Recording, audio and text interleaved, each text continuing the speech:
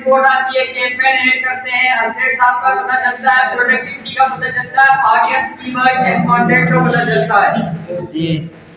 ये जितनी भी सेटिंग है ये अंडर द कैंपेन के प्रोसीजर में होती है। उसके बाद गोल में क्या आता है कि कॉन्वर्सेशन होती है या मेजरमेंट होती है। जैसे आप लोगों को मैंने YFC में बताया था प्रोडक्टिविटी में, तो यहाँ पे आप लोगों की वो कन्वर्जन होती है। जैसे कि आप लोग जब किसी को प्रोडक्ट बेच रहे हो तो वो कैसे पहले व्यूअर से आप लोगों का बायर बनेगा, कैसे वो चेंज होगा। उसके बाद फिर मैंने आप लोगों को यहाँ पे बताया था उसके टूल्स के बारे में कि यहाँ पे आप लोगों की गूगल एक्शन में कौन कौन से टूल काम करते हैं, यहाँ पे कौन कौन से टूल काम करते हैं। लाइक इसे यहाँ पे आप लोगों का है share library, content suitability, data manager, trouble shoot, और उसके बाद फिर आप लोगों का check action, budget and binding. Budget and binding क्या होता है कि आप अगर एज अ डिजिटल मार्केटर किसी दूसरे का कोई भी पेड कैंपेन चला रहे हैं तो उसको कैसे बाइंड कर सकते हैं योर ओन बजट। इसमें आप लोग इंपोज करते हैं आपकी पीपीसी और सीपीसी कि लाइक आपके पास कोई प्रोडक्ट आया है जो कि आपको बोल रहा है कि भाई अगर मेरे पास हफ्ते में 10 ऑर्डर आए तो ये कैंपेन आप जारी रखना, अगर मेरे पास 10 ऑर्डर नहीं आए तो मैं इस कैंपेन को यहाँ पे बंद कर दूंगा। और उसने अपनी कैंपेन का बजट बनाया हुआ है 10 दिन का 10,000,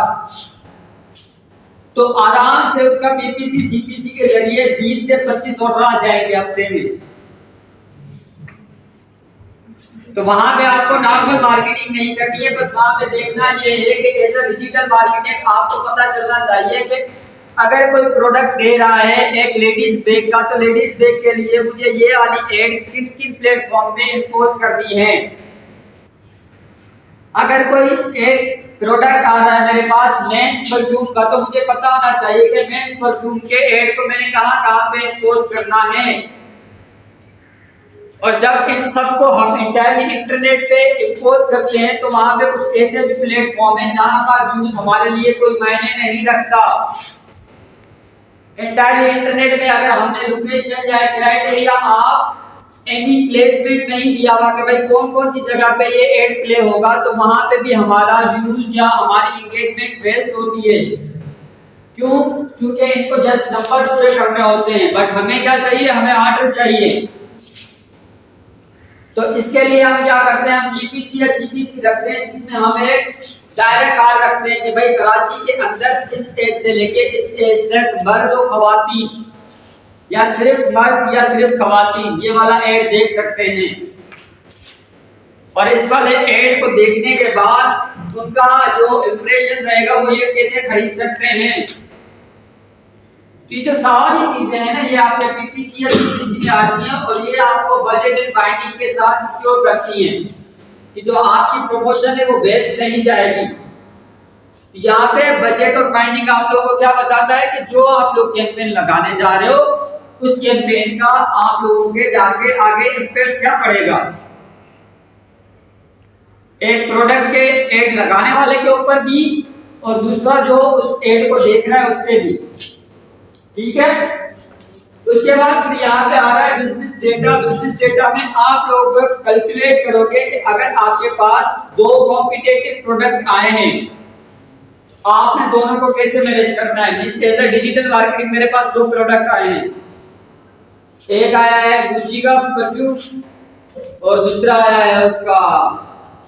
कोबरा वालों का। So I need to run advertise of both perfumes। तो यहाँ पे आपको काम आता है आपका बिजनेस डेटा।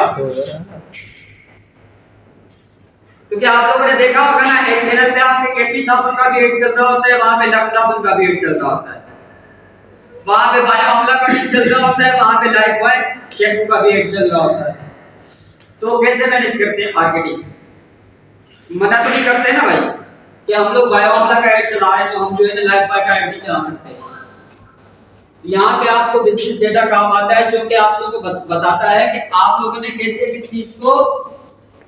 एक्सपर्टीज देनी है, कैसे किस चीज को इम्पोर्टेंट देनी है, कौन से प्लेटफॉर्म है जहां पे आपने एक साइड वाला अपना बजट रखना है, कौन सी साइड से जहां पे देखिए जैसे कि अगर फेसबुक है तो फेसबुक के साथ इंस्टाग्राम भी तो है ना जी। अगर आपका यूट्यूब है यूट्यूब के साथ डेली मोशन भी तो है ना अगर आपका लाइक से पोर्टल है वेबसाइट है तो उसके साथ ब्लॉग एंड आर्टिकल्स भी तो है ना तो इंटरनेट पे हर चीज का तवाज़ुन बरकरार रखने के लिए उनका कॉम्पिटिटिव मौजूद है ठीक है अगर आपकी लैंड इंटरनेट है तो उसके साथ आपके पास वायरलेस इंटरनेट भी मौजूद है अगर उन्होंने आपको एंड्रॉइड दिया है तो एंड्रॉइड के बाद आईओएस भी दिया हुआ है मींस तवाज़ुन रखा है उन्होंने कि बंदे के पास किसी भी चीज का बैकअप हो किसी भी एक चीज पे इंहिसार ना करे तो इसी तरीके से आप लोग इन बिजनेस डेटा में इन दोनों चीजों को मैनेज करते हो और उसके लिए आपकी प्रैक्टिस आपको काम आती है कि यू नो दैट कि अगर मेरे पास एक परफ्यूम आया है वो बोल रहा है कि मेरा एड फेसबुक पे लगा और दूसरे परफ्यूम वाला बोल रहा है कि मेरे को अच्छी रीच चाहिए फलाने वाले प्रोडक्ट से आपके पास इस चीज की मींस एक सेंस हो कि भाई कौन सी साइट पे लगाऊंगा तो इसका फेसबुक वाली एंगेजमेंट से ज्यादा एंगेजमेंट आएगा तो YouTube रहेगा Instagram रहेगा Twitter रहेगा LinkedIn रहेगा एनी काइंड ऑफ पोर्टल सही है तो ये होता है आपका बिजनेस डेटा उसके बाद यहाँ पे आप लोग टूल देख रहे हैं बिलिंग में क्या होता है बिलिंग सेटअप में आप लोग को यहाँ पे अपना गूगल एडसेंस अकाउंट ऐड कर सकते हैं उसके बाद कार्ड ऐड कर सकते हैं ये प्योरली आप लोग के जो एड अकाउंट है उसकी सेटिंग है ठीक है अच्छा उसके बाद आ रहा है यहाँ पे एडमिन सेटिंग यहाँ पे आपके एडमिन सेटिंग में अगर आप जाएंगे तो यहाँ पे कितनी चीजें आ रही हैं सबसे पहले अकाउंट सेटिंग आपके इंडिविजुअल यहाँ पे जितनी भी लगी हुई अकाउंट सेटिंग ये सारी चेंजेबल है आपको चेंज कर सकते हैं ठीक है उसके बाद फिर यहाँ पे नीचे आ रहे हैं यहाँ पे प्रेफरेंस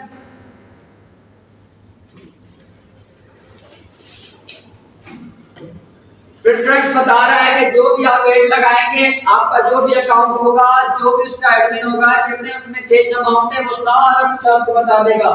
टू स्टेप वेरीफाइड है या नहीं है ये सारी चीजें आप लोगों को प्रेफरेंस में क्लियर कर देगा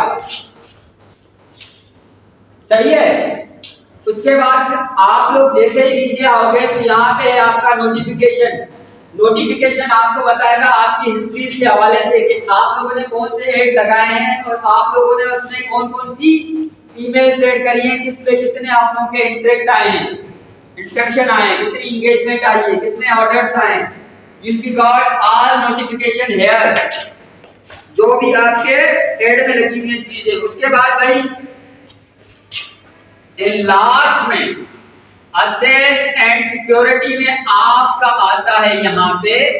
कि जब भी आप कोई न्यू एड लगाते हो तो कौन कौन से बंदे हैं जिसको आप उस वाली एड में असेस दे रहे हो कौन कौन से बंदे हैं जिसको उस कैंपेन में ऐड कर रहे हो मिसाल के तौर पे मैंने एक कैंपेन लगा रहा हूं जिसपे मैं ईमेल रखूंगा कौन से बंदे की जो के जस्ट एक क्लाइंट है उसने मुझे कैश पेमेंट कर दी बट वो बोल रहा है कि मैं अपने एड का कैसे देख सकता हूँ रिजल्ट तो मैं जस्ट उसकी ईमेल ओनली यहाँ पे ऐड करूंगा क्या करूंगा ईमेल ऐड करूंगा ईमेल ऐड करने के बाद उसमें एसेस को तारीख दूंगा कि कौन सी तारीख से लेके उसके पास ये असेस रहेगा ठीक है उसके बाद फिर मेरे पास वो वाला क्लाइंट आ जाएगा जो कि बोलेगा कि भाई तेरा ऐड तो तुम लगाओ लेकिन वो ऐड कितने का लगेगा वो सारे पैसे मैं खुद दूंगा अपने कार्ड से पे करूंगा आप जस्ट मेरा परफेक्टली एक ऐड लगाओ और उसके बाद फिर मैं उस ऐड को देखूंगा अभी मॉनिटर भी करूंगा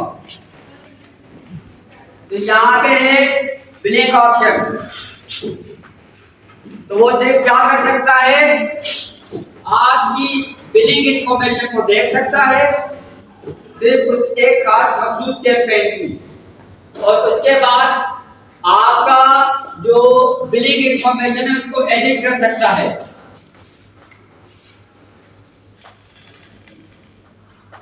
कौन सा वाला बंदा जो आपको स्पॉन्सर कर रहा है,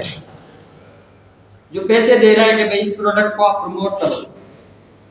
लाइक जैसे गवर्नमेंट ऑफ सिंध सिलेबस को पैसे दे रही है कि भाई आप बच्चों को पढ़ाओ,